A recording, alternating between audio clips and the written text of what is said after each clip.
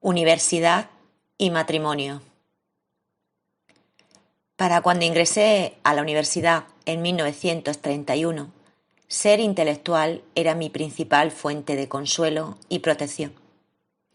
Me especialicé en inglés y le dije a mi madre que tenía la intención de convertirme en profesora de inglés, como ella lo había sido.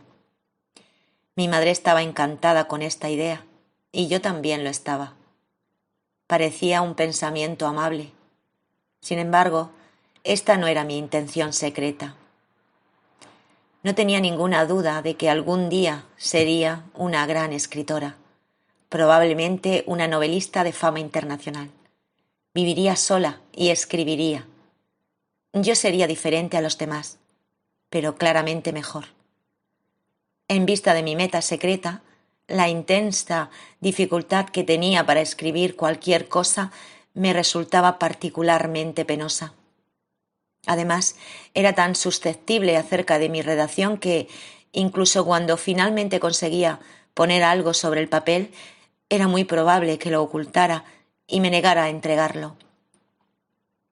Era difícil negar que esto no estuviera de acuerdo con mi futura carrera como lo había imaginado. De alguna manera, logré ponerlo en mi papel de intelectual y de gran futura escritora, aunque nunca me sentí demasiado cómoda al respecto. Como intelectual era hipercrítica y como futura escritora era súper-sensible. Algún día estos atributos se sumarían a mi personalidad, aunque en la fecha eran bastante difíciles de manejar. Mientras tanto, leí mucha filosofía y literatura y me involucré alegremente con los sistemas de pensamiento, las leyes del razonamiento y la lógica en particular. Al negocio de vivir le presté la menor atención posible. En mi segundo año en la universidad conocí a Luis, un chico que trabajaba en la biblioteca. También era un intelectual y empezamos hablando de libros. Nos adentramos en la filosofía, en la que también estaba interesado. No había salido mucho con chicas y se alegró de poder hablar con alguien que no le hacía sentirse incómodo. Comenzamos a vernos cada día para el almuerzo y luego cada noche también. Unos meses después de conocernos, me pidió que me casara con él. Era la única propuesta que tenía. Era también la única que él había hecho. Hablé de la idea con mis padres, o al menos con mi madre. Mi padre dijo que apenas conocía al joven y que apenas podía tener una opinión sobre el asunto. Mi madre, aunque un poco vacilante porque el joven era judío, estaba muy entusiasmada con el matrimonio. Ella me preguntó si estaba segura de que él era realmente el correcto, y yo le dije que lo era, sin saber realmente qué más decir. Entonces mi madre me besó y empezó a organizar una fiesta. Y así, al parecer, estaba comprometida. Me casé unos meses después, en 1933. Mi esposo no es religioso, y para complacer a sus padres organizamos una pequeña ceremonia en la oficina de un rabino reformado. El domingo antes de casarnos, Georgia hizo una consagración especial para nosotros, y esa vez lo aprecié mucho. Estaba bastante inquieta por todo el asunto. Fui a dar un paseo reflexivo la tarde antes de la ceremonia, y con una cosa y otra me detuve en una iglesia católica.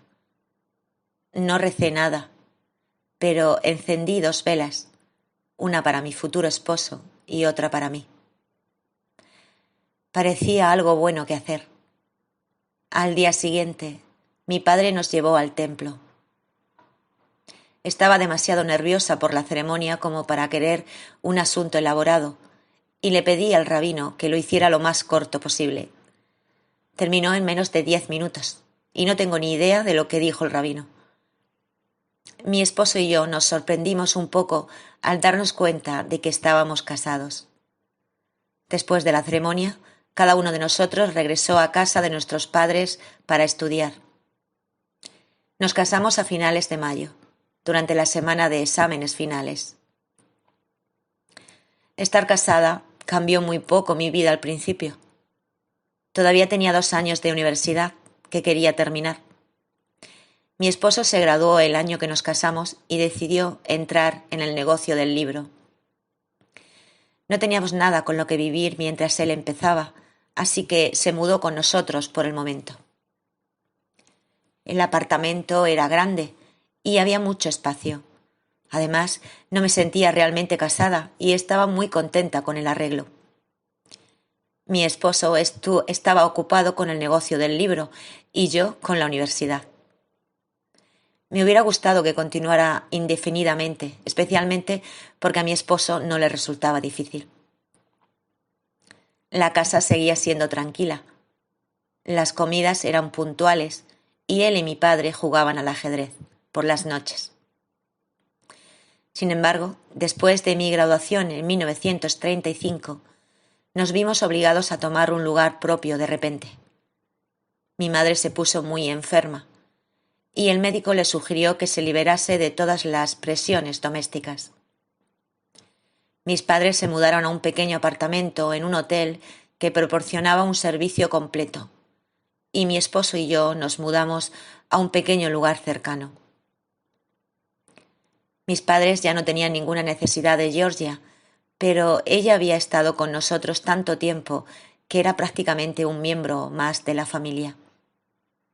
Además, la decisión de abandonar el apartamento había sido muy repentina y Georgia no había tenido la oportunidad de mirar a su alrededor. Los tiempos eran malos, también, y pocas familias eran capaces de permitirse criadas en esos años. Georgia nunca había trabajado para ninguna otra familia desde que llegó del norte de Alabama como niña, y mis padres sentían una verdadera obligación hacia ella. Le hicieron un arreglo muy generoso a ella y también a mí. Mi esposo y yo apenas podíamos pagar una criada, pero mis padres accedieron a seguir pagando el sueldo de Georgia y hacer que ella viniera a trabajar para nosotros. Agradecí esta decisión, no solo porque no sabía cocinar. Georgia era una amiga muy antigua y era agradable tenerla cerca. La tienda de libros de mi esposo estaba muy lejos de nuestro apartamento, y cuando decidimos que yo también trabajaría en la tienda, era obvio que mudarnos cerca era lo más sensato. Encontramos un apartamento a unas manzanas de la librería, pero no me gustó en absoluto. Estaba muy lejos de donde vivían mis padres y no podía superar la sensación de que no pertenecía allí. También empecé a ayudar a mi esposo en la librería, y eso tampoco me gustó. Traté de pensar que era nuestra tienda, pero nunca pude arreglármelas. Aproximadamente 1 año después me puse muy enferma, y el médico me dijo que necesitaba una operación, lo que me asustó de muerte. Tenía pesadillas de que me agarraban en una mesa y una máscara negra sobre la cara. Me despertaba gritando casi todas las noches. Me aterroricé durante varios meses, durante los cuales simplemente enfermé y enfermé. Por fin volví a hablarlo con el médico. Me aseguró que la cirugía no era gran cosa y que yo no me enteraría hasta que terminara. También estaba bastante seguro de que saldría en 1 semana o así. Estaba demasiado enferma para retrasarlo por más tiempo, y arreglé todo para ir al hospital al día siguiente. Esa noche me senté sola y traté de organizarme. Sería mucho más fácil, pensé, si creyera que Dios cuidaría de mí. Supongo que había una posibilidad de que existiera, después de todo. Ciertamente el hecho de que yo no creyera en Él no tenía nada que ver con su existencia de un modo u otro. En cualquier caso, no debería ser perjudicial intentar llegar a un compromiso razonable. Yo pondría la operación en las manos de Dios en caso de que existiera, y si las cosas salían bien, podría incluso volver a creer en Él. No había nada que perder al intentarlo. Dije la oración del Señor. Puse mi operación en las manos de Dios y al día siguiente fui al hospital con mi medalla de la Santísima Virgen en el cuello. Todo salió mal. Estuve inconsciente durante mucho tiempo y no salí del hospital en más de 4 meses. Una de las enfermeras que me cuidaba era católica y muy religiosa. Ella pensó que yo también era católica, habiendo visto la medalla que llevaba puesta. Me dijo que había estado rezando por mí todos los días y que había ofrecido una misa de acción de gracias cuando finalmente recuperara la conciencia. Dios había sido muy bueno conmigo, me dijo, y fue un verdadero milagro que yo hubiera logrado salir adelante. Yo no lo vi de esa manera. Estaba muy enojada por todo el asunto y me mantuve enfadada durante años. Si esta era la idea de Dios de hacer que las cosas salieran bien, pensé, ciertamente tenía un sentido del humor desagradable. La enfermera no aprobó mi actitud y dijo bastante severamente que seguiría rezando por mí. Dios me haría ver las cosas correctamente. Ella no creía que apreciara todo lo que Él había hecho por mí. Esa última observación me sonó familiarmente conocida, lo que me enfureció aún más. Le dije a la enfermera que no podía evitar que rezara, por supuesto, pero agregué que le agradecería que no le pidiera a Dios otro milagro hasta que al menos fuera lo suficientemente fuerte para hacer frente a éste. Dije que, considerando todo, tuve suerte de haber sobrevivido.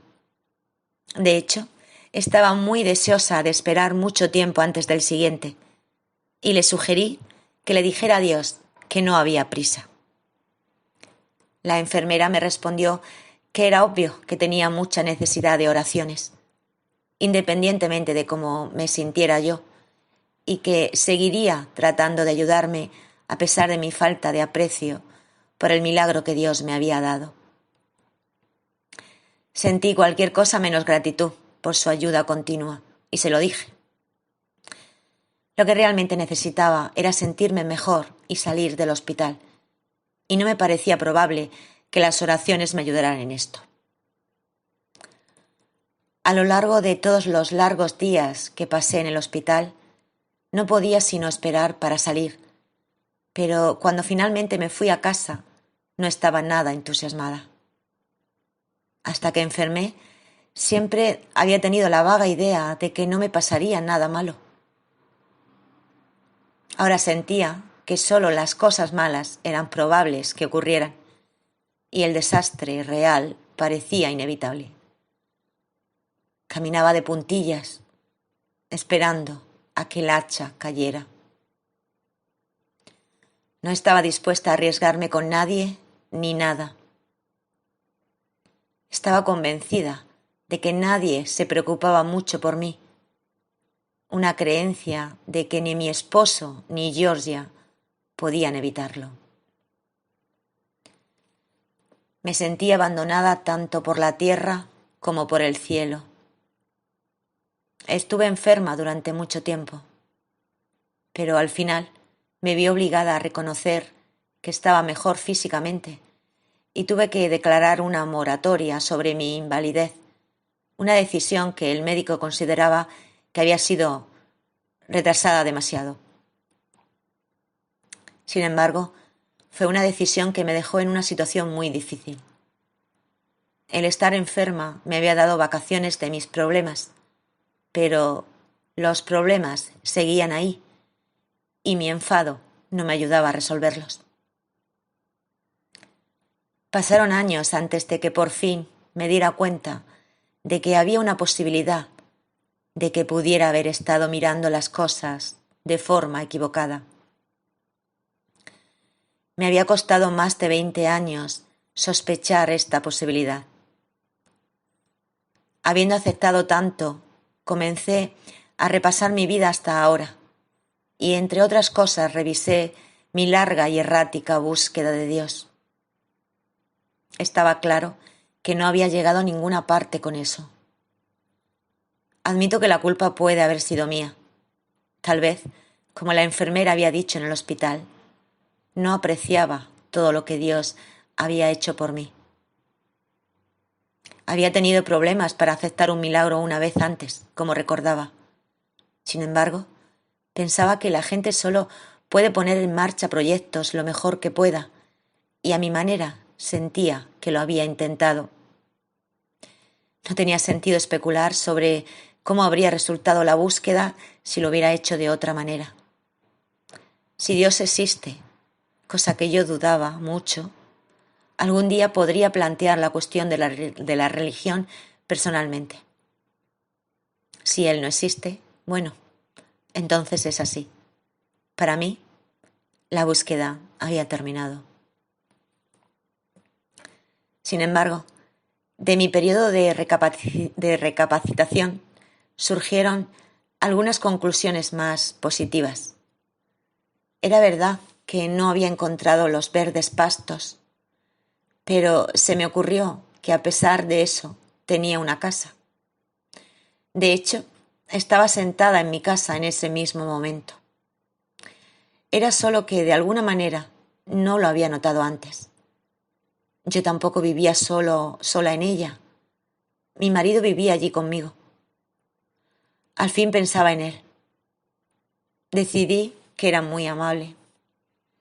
Él no era Dios, por supuesto, pero eso era probablemente igual de bien, considerando todas las cosas. Y parecía el tipo de persona con la que se podría establecer una relación razonablemente buena. Tomaría un tiempo, naturalmente, y podría ser bastante difícil a veces, pero sería mejor que empezara.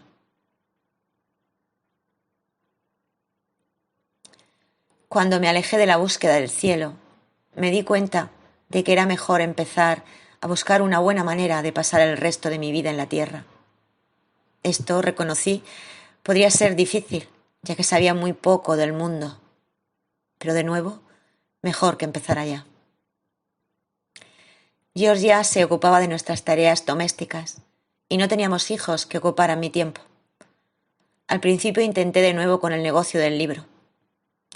Mi esposo era un hombre de libros de primera clase, que había pasado gran parte de sus primeros años escolares faltando a clases y leyendo alegremente en la biblioteca pública.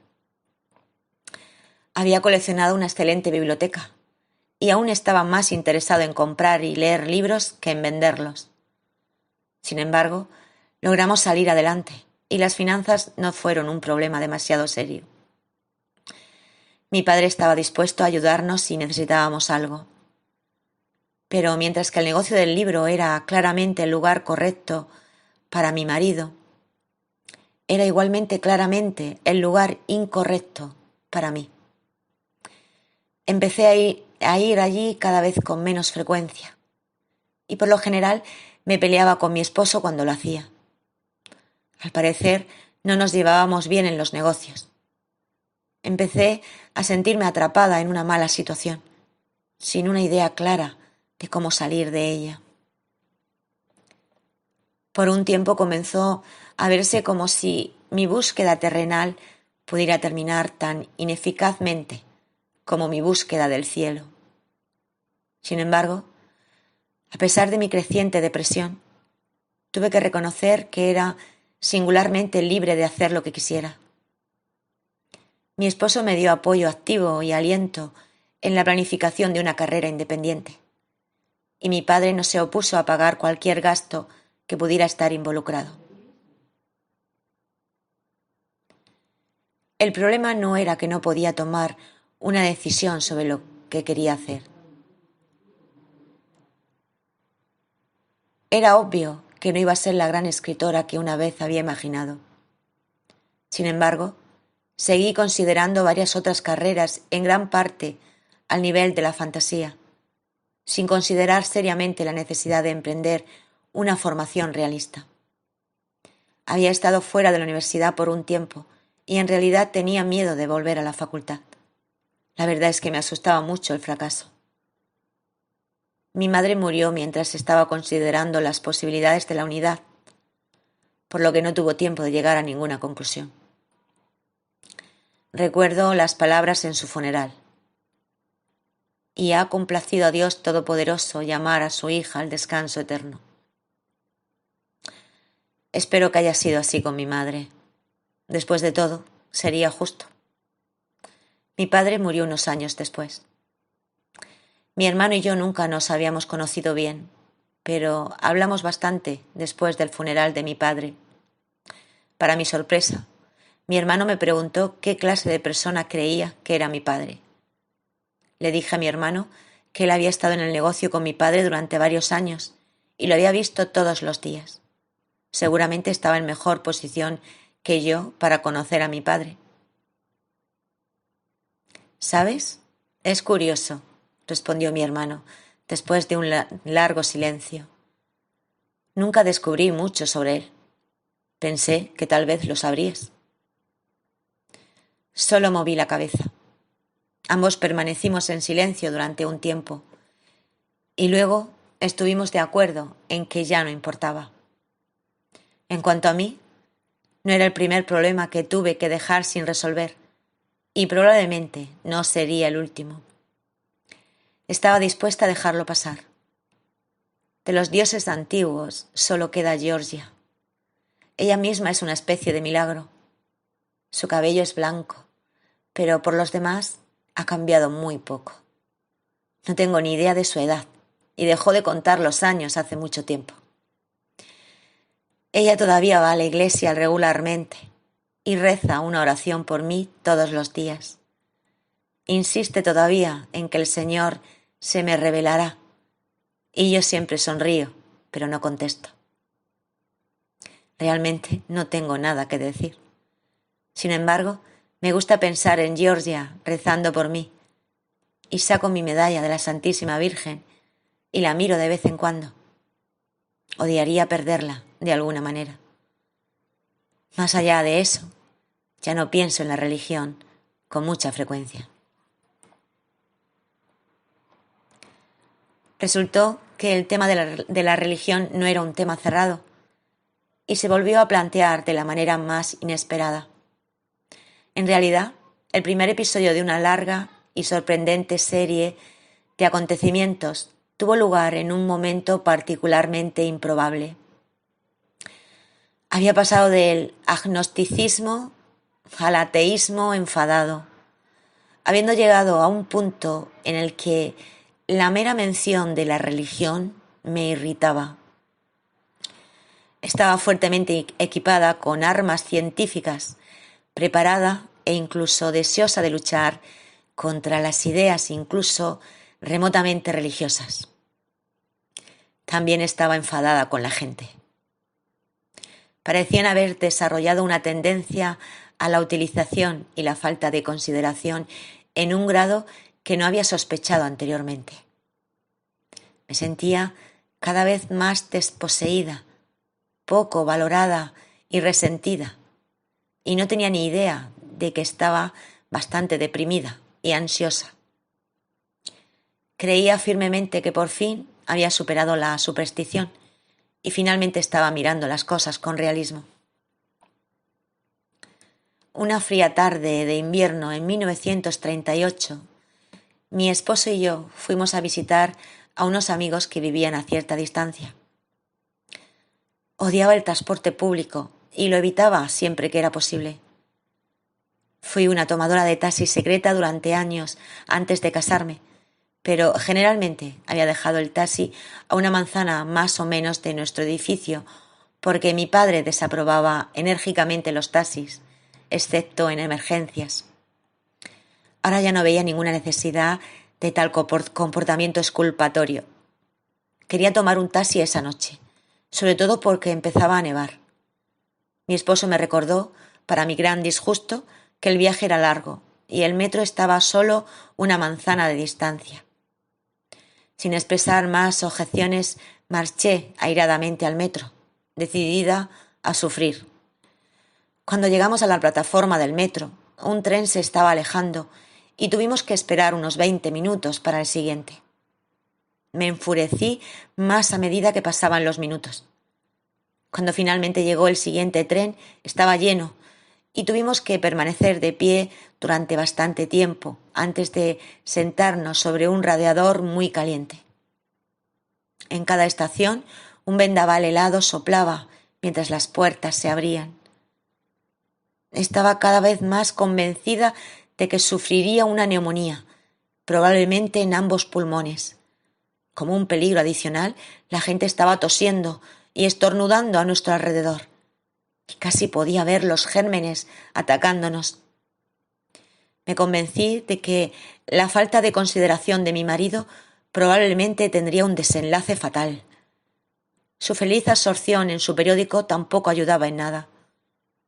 Además de ser peligrosa, la situación me pareció completamente repugnante.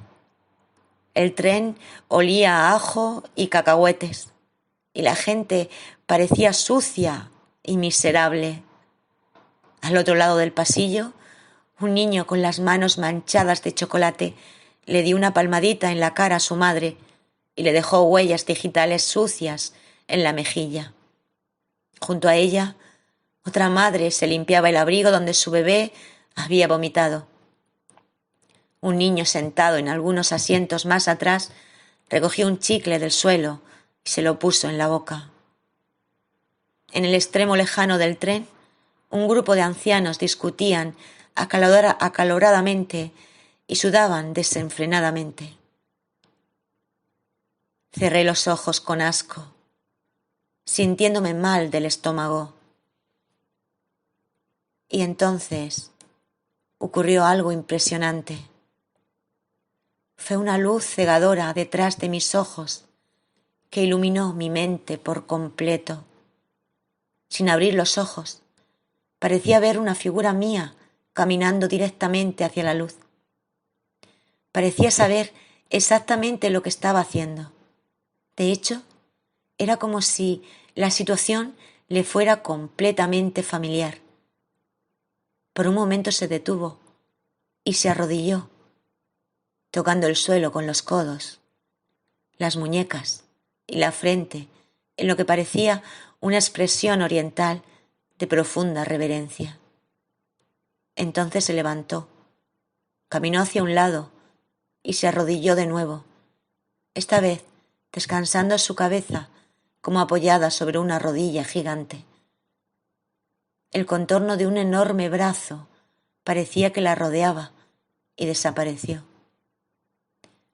La luz se tornó aún más brillante y sentí el amor más indescriptible e intenso fluyendo de ella hacia mí. Era tan poderoso que literalmente me quedé sin aliento y abrí los ojos. Vi la luz un instante más, durante el cual me enamoré de todos en el tren con esa misma intensidad increíble. La luz se desvaneció y la vieja imagen de suciedad y fealdad volvió. El contraste fue verdaderamente impactante. Me llevó varios minutos recuperar una apariencia de serenidad. Entonces busqué con incertidumbre la mano de mi marido. No sé cómo explicar esto, dije con voz temblorosa, y me resulta muy difícil describirlo. Pero bueno, dudé un momento y luego continué sin aliento. Vi una gran luz y de ella salían ondas de amor, y cuando abrí los ojos, amé a todos. Todo se ha ido ahora y no entiendo qué ha pasado. Mi esposo, un lector omnívoro durante años, había hojeado a través de algún material sobre el misticismo una y otra vez, encontrando el tema de algún interés, aunque difícilmente digno de investigación científica. No parecía sorprendido y simplemente me dio unas palmaditas en el hombro. No te preocupes, dijo tranquilizadoramente, recogiendo su periódico. Es una experiencia mística muy común. No lo pienses más. Intenté seguir su consejo y lo conseguí parcialmente. El episodio no encajaba en mi vida consciente, que permaneció inalterable durante mucho tiempo. Sin embargo, la experiencia quedó suspendida en un pequeño rincón de mi mente, aunque no lo pensé seriamente durante años. Fue aún antes de que ocurriera algo similar. Mientras tanto, continué mis estudios con mi ateísmo inamovible.